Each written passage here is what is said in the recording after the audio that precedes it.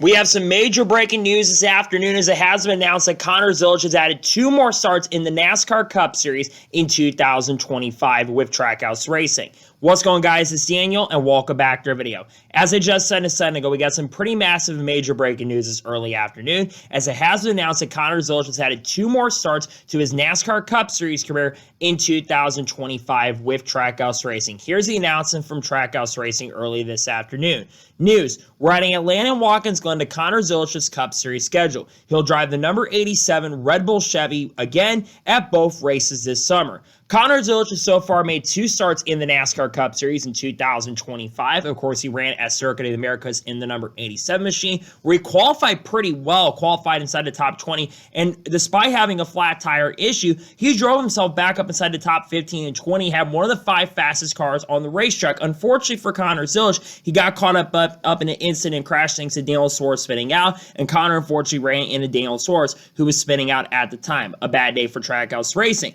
Then he made another start in the Cup Series about 2 or 3 weeks ago at the Coca-Cola 600. He qualified not that well, around 30th to 35th area, but he ran respectively, got involved in an incident with Jimmy Johnson and Cole Custer, but he salvaged a pretty solid day, and despite the fact he finished 2 or 3 laps down in the event, he finished in 23rd position. Not bad for the youngest driver to ever run in the Coke 600, and someone who's never had an oval start to finish in the top 25 in your first oval Cup start. I think that's really impressive. I think we all know that Connor Zilisch is one of the best young drivers we have seen in a very long time. He, of course, has won the Rolex 24 and the LMP2 class last year. He won the Super 12 Hours in the LMP2 class last year as well in the secondary class. He ran this year in the Rolex 24, made some mistakes there in the GT group, but he did very good. And so far in the Xfinity Series, while it's been an up and down season, he is starting to really figure it out in the NASCAR Xfinity Series. He finished in a runner position at Charlotte Motor Speedway, got beat by William Byron there, but he was in contention all day long. And then at National Super Speedway, he was one of the 2 fastest cars in the event. Justin Allgaier straight up beat him, but if he had gotten a better restart on the final restart of the event with around 50 to 60 laps to go, it's very likely that Connor Zilisch beats Justin Allgaier because he was very difficult to pass. And he's already got a win this year in 2025 at Circuit of the Americas, and of course, he won prior. And looking at the upcoming races for Connor, you've got 2 different types of tracks. Number 1, you've got a super speedway. We know the last time Connor Zilisch was at a super speedway track, he unfortunately had a really bad crash. But Trackhouse Racing historically is really good at Atlanta Super Speedway. Shane Van Gisbergen had a top 20 run going in that event. And you think about this, Daniel Suarez won Atlanta Motor Speedway. Ross Chastain has been very good at Atlanta Motor Speedway. So I expect all the Trackhouse cars to be very, very strong. And then you think about Watkins Glen. We all know how good Connor Zilisch is at Watkins Glen. He dominated the ARCA race there. He won the race by like 20 seconds or something like that by the end of the event. Outlasted the competition. He ran the Xfinity Series race the next day. Guess what? He dominated that event. He was saving fuel and was still 2 seconds or like a second and a half faster than the rest of the field. And it had not been for a lot of crashes, he would have easily won that race by nearly half a minute. And we got to remember, he got a penalty in that race too and still recovered to win that event. I'm not going to sit here and predict that he is going to win that Watkins Glen race, but I think he will be a factor for the win. I think he'll be a factor for a top 5 or top 10, definitely. I could definitely see him going out there maybe winning because I think he's going to have a great shot, though I do expect that Shane Van Gisbergen is going to be really good in that event. And I think this is a really, really huge deal for Connor. And this is probably going to start a lot of those rumors around silly season because obviously there is talk and conversation right now about Connor Zilisch maybe going to the Cup Series on a full-time basis. And the fact that he's getting more starts and getting starts with the Red Bull sponsorship, I think that's a pretty clear indication that they might be trying to get him into more races to get prepared for the Cup Series next year. Do I think he should be in Cup? I think there's definitely a chance he should be in Cup. Do I think it'd be smart for him to stay in Xfinity for 1 year? Absolutely. But I think you have to look at this. There are 3 drivers fighting for 2 spots right now because Ross Chastain does have a long-term contract with the team. But you've got Daniel Suarez, who is in a contract year with Trackhouse Racing currently at the moment. He is sitting 30th in the regular season standings. He did get a top 15 finish in Nashville, but it's been generally an overall bad season for Daniel Suarez. And then you think about Shane Van Gisbergen. Yes, Shane Van Gisbergen has not been that great on ovals, but he's starting to figure it out on the ovals. He finished in he had a top 15 car at Nashville. Bad pitch strategy cost him a great run there. He finished in the top 15 at the Coke 600. He got a top 20 at Texas Motor Speedway, I believe. He got a top 20 at Kansas. He got a top 20 at Darlington. He's not going out there and contending for wins, but he's starting to figure it out on the ovals.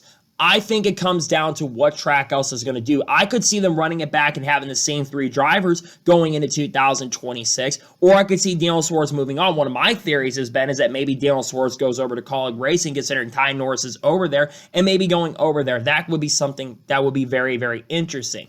And one of my other theories has been is that maybe Junior Motorsports finds a way in Cup, partners up with the Trackhouse Racing organization. Maybe that's the way they get Junior Motorsports in Cup, perhaps, considering that Junior Motorsports and Trackhouse have a really close partnership, and all 3 drivers in Trackhouse Racing are going to drive that 9 car this year. SVG is going to drive in a couple races, especially Sonoma, and I believe Watkins Glen as well, if I'm not mistaken, with the Kubota sponsorship. And then, of course, Suarez is going to drive next week in Mexico, and Ross Chastain has already made 3 starts this year in that number 9 car and has been very, very competitive. So that's one of the theories I've had, is that Zilisch comes up, I think that could be the way Junior Motorsports makes their way up the Cup.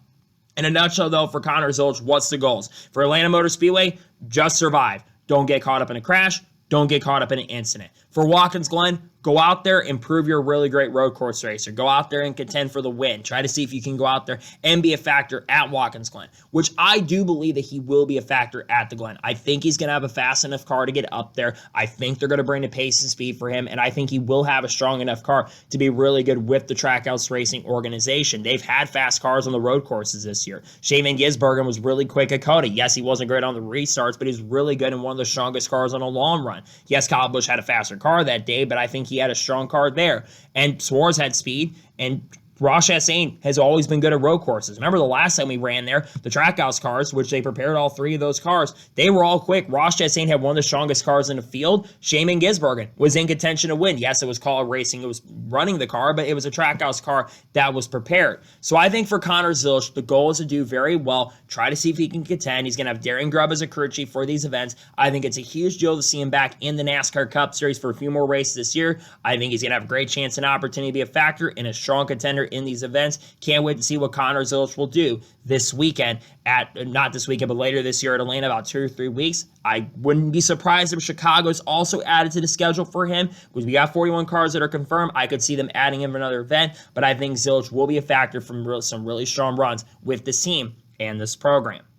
So that is going to be our today's special breaking news on Connor Zilisch joining up with Trackhouse Racing for 2 more races. I want to thank you guys for watching. Please subscribe to the channel, notifications on, so if I win a video, it does go live on my channel. Follow me on Twitter, Facebook, and Instagram, and support me on Patreon as well. Let's go to the bar of that and comment your thoughts below on today's episode. How do you think Connor Zilisch is going to do in these couple races? Do you think he's going to be a factor and contender, or do you think he's going to struggle and not run well? Let me know your thoughts in the comments below. In a couple hours from now, you're going to see race picks for the NASCAR Craftsman Truck Series race at the race coming up at Michigan. Then tomorrow we're going to have Cup race picks for Michigan. We're also going to have the Penske video as well. Friday, there should be a NASCAR news video drop. We'll have to kind of wait and see depending on how much news breaks. If we do have a lot of news breaks, expect a news video Friday. We're going to talk about this Connor Zilisch story a little more. We might talk about some penalties if lawsuit updates come out for 23 on the front row. We'll talk about that as well. We're also probably going to do an ARC review on the channel as well, depending on who wins that race. We've got content coming on people like Haley Deegan, Shane Van Gisbergen, cards, Kurt Busch, Kyle Busch, Bubba Wallace, Ross Chastain,